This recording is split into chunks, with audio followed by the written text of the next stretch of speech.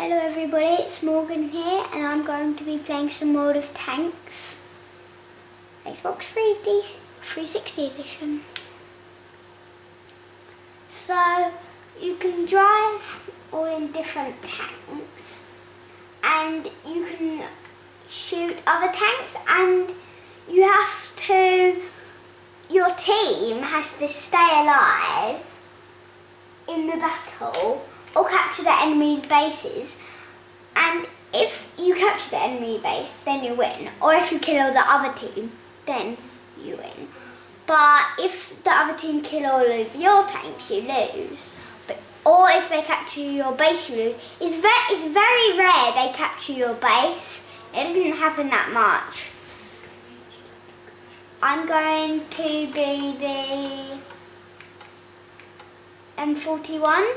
It's an artillery tank and it's very strong. Doesn't have much health, but it doesn't have much health or armour. Siegfried Line. It's a map. I wouldn't say it's the best for artillery, but it's okay for artillery. And there are a few houses about, and then there's a little whole town and stuff. The town bit is not good for artillery, but the rest is fine. If I press the back button, then you can see what tier I am, how good I am in the tanks, and what tanks there are on both the teams, and where you are on the map. I'm artillery and I'm a long range tank. This is the only type of long range tanks in the world. I'm into my artillery mode, and soon tanks will start getting spotted and I can shoot them. The artillery's job is to hang back and just snipe with very powerful shots. Bad thing is, its shots will get stopped by houses or anything in its way. Sometimes even hills. Not all hills, but some hills. That red line means you can't shoot there because your shot won't reach there because there's something blocking it. So it means I'll have to go and aim for this Panzer III here. If they go invisible, it means nobody spotted him, but well, he's not in anybody's sight anymore, so the tree moving means he's moving. So he's somewhere around here. See there, I just did a lucky shot. Because when they're there, they could still be there. And I got a lucky shot. And I got a critical hit. And I destroyed him.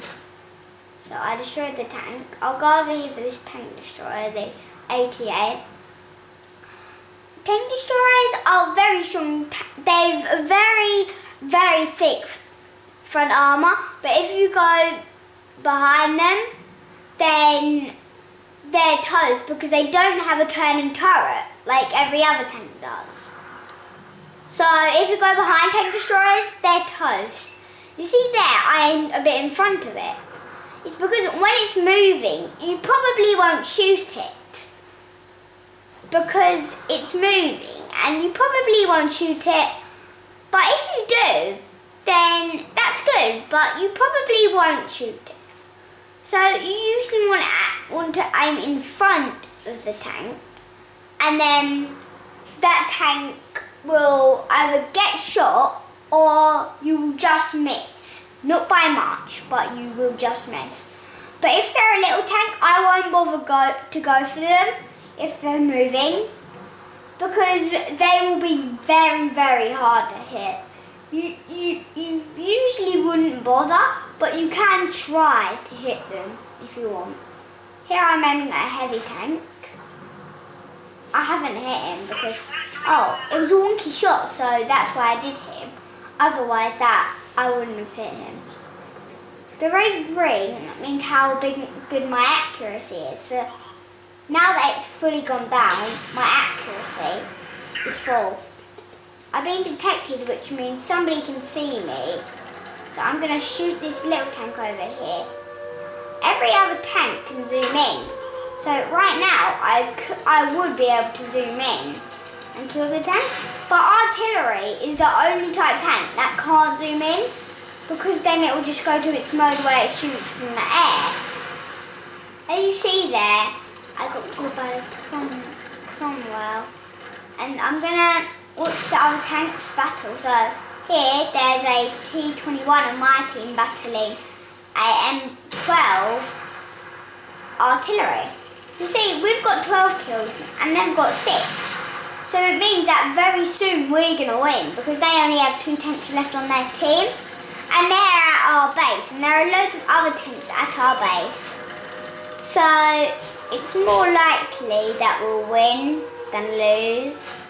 I'm going to scroll to one that's actually shooting them, like this KV-1S. If he can kill him, then we've won, because he's the only tank left on the other team.